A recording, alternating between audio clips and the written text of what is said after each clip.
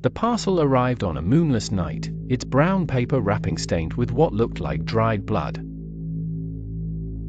Alex's fingers trembled as he peeled off the postmarked-less label.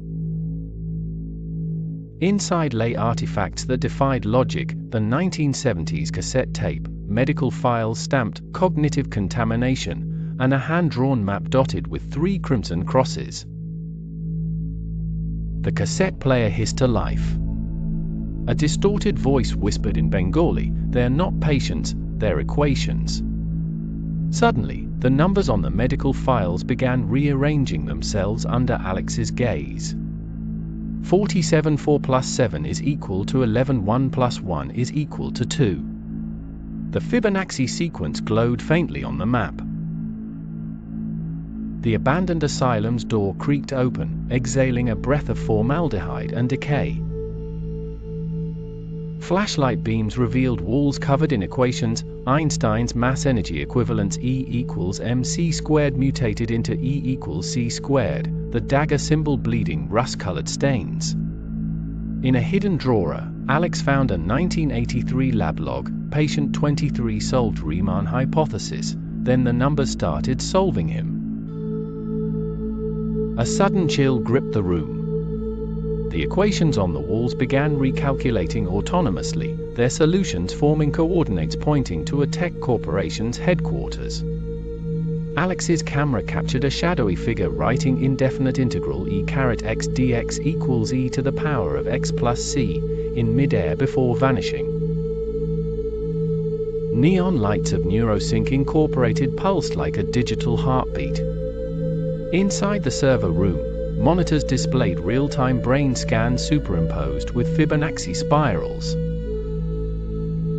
A file named Project 47 revealed chilling data: 89% test subjects developed synesthesia between mathematics and reality within 23 days. As Alex copied the files, security lasers activated in perfect golden ratio patterns. He barely escaped through a ventilation shaft, clutching a USB drive containing patient videos. The final clip showed Subject 47 chanting prime numbers as his fingers dissolved into binary code. Moonlight carved shadows through the pine forest. 47 granite tombstones stood in a perfect hexagon, each engraved with a different mathematical constant. The GPS coordinates matched the map's final red X. Digging revealed a titanium case labeled Termination List, Goldbach Conjecture Solvers. The case contained photographs and brain specimens. A 1996 memo read, "Their minds compute realities we can't contain." Suddenly, the tombstone numbers rearranged: 3.14159314159314159265. As Alex filmed, his own reflection in the camera lens showed equations scrolling through his irises. Alex returned to his apartment, the USB drive clutched tightly in his palm. The city outside was eerily silent, as if the world itself was holding its breath. He plugged the drive into his laptop. The screen flickered, then filled with cascading numbers and cryptic equations. A robotic voice emerged from the speakers, whispering in a monotone, "You are now part of the sequence. Solve or be solved." He stared, transfixed, as the numbers began to synchronize with his own heartbeat. 2, 3, 5, 8, 13, 21. The Fibonacci sequence pulsed in his veins. Suddenly, his phone vibrated. A new message appeared: "The final test awaits in the place where numbers sleep. Midnight. Come alone." At midnight, Alex entered the city's oldest library, its marble columns looming like ancient sentinels. Inside, the air was thick with dust and secrets. He wandered between the shelves, drawn to a section marked Mathematics, Restricted.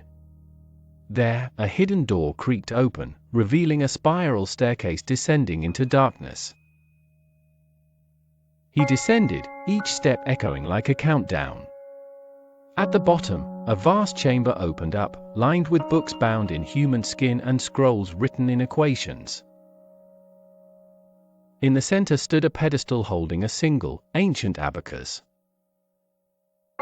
As Alex approached, the beads began to move on their own, calculating something unseen. A cold wind swept through the chamber. The books began to whisper, voices overlapping in dozens of languages, all reciting numbers. The abacus stopped.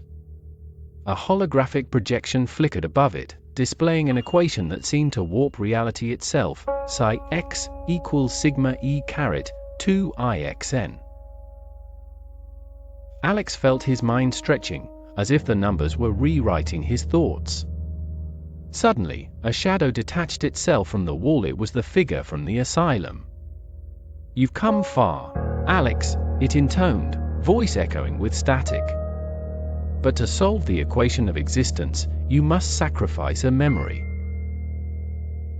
Alex's childhood flashed before his eyes, his mother's lullabies, the first time he solved a puzzle, the night he first heard the legend of the Forbidden Hospital. The shadow beckoned. "Choose," it whispered. "A memory for the answer."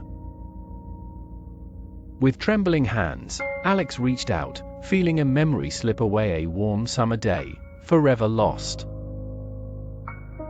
The equation resolved itself, the numbers aligning into a single, blinding truth.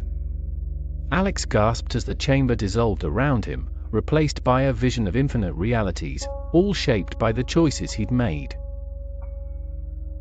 Alex found himself standing at the center of a kaleidoscope of worlds. Each step he took, the scenery shifted: a city in ruins, a classroom filled with faceless children, a hospital corridor looping endlessly.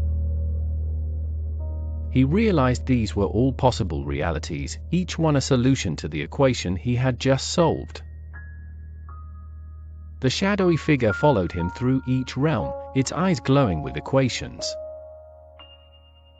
"Every choice splits the world," it intoned. "Every memory lost, a new path opens. You are now both observer and variable." Alex felt the weight of infinite decisions pressing on his mind, each one echoing with the numbers he could no longer forget. In one reality, Alex saw himself as a child, staring curiously at a chalkboard filled with equations. In another, he was an old man, scribbling frantic notes about the hospital's secrets. The shadow explained, "To observe is to change. Your presence here alters the outcome of every world you visit." Alex watched as some worlds healed, the hospital restored, the patients laughing. In others, chaos reigned, numbers devouring buildings, people vanishing into equations. He realized that his own choices, his willingness to sacrifice memory for truth, were reshaping the very fabric of reality. The shadow led Alex to a threshold, a door marked with the infinity symbol. "This is the axis of all realities," it said. "Beyond this point, you must choose, return to your world, or become the guardian of the equation." Alex hesitated, feeling the pull of his lost memories and the weight of the knowledge he had gained. He looked back at the countless worlds swirling behind him, then at the door. "If I return, will I remember any of this?" he asked. The shadow's voice was gentle for the first time. "Some truths remain, even when memories fade. The choice is yours." Alex took a deep breath, placed his hand on the door, and stepped forward. Light enveloped Alex. He awoke at his desk, morning sunlight streaming through the window. The USB drive was gone, the map and files nowhere to be found. For a moment, he thought it had all been a dream. But as he reached for his coffee, he noticed numbers scrawled on his palm: 47, 23, 89. A chill ran down his spine. Somewhere in the distance, a clock chimed 13 times. Alex smiled faintly, realizing that some mysteries never truly end. He opened his laptop, a blank document waiting. As he began to type, the numbers on his palm tingled, and a new equation formed in his mind, one that would begin the next story.